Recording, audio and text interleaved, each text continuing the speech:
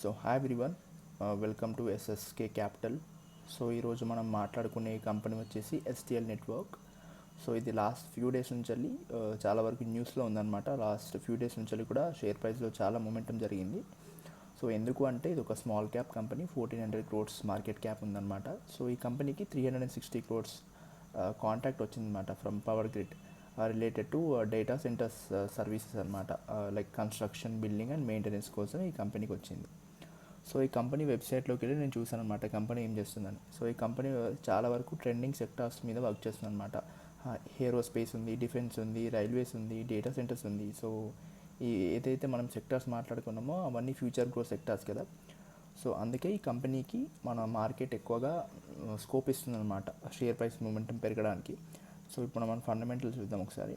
So market cap వచ్చేసి 1400 crores ఉంది. PE industry PE కంటే ఎక్కువనే ఉందన్నమాట. సో రెవెన్యూస్ చూస్తే ఎక్కువ, like okay, and profits overall negative అని ఉన్నాయి. ద డ్రాబ్యాక్ ఏంటంటే ఈ కంపెనీ గురించి చదవడానికి మనకు ఎక్కువ ఇన్ఫర్మేషన్ లేదనమాట. రీసెంట్గా లిస్ట్ అయిన కంపెనీ అనమాట.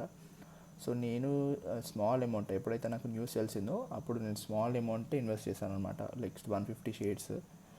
సో ప్రాఫిట్లో ఉన్నాను ఓవరాల్గా.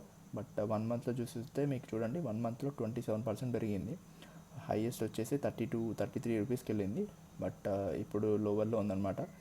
బట్ మార్కెట్ ఎప్పుడు ఫ్యూచర్ గ్రోత్ని ఫోకస్ చేస్తుంది కాబట్టి ముందుగానే అడ్వాన్స్గా ఈ కంపెనీ మీద బజ్ ఉందన్నమాట.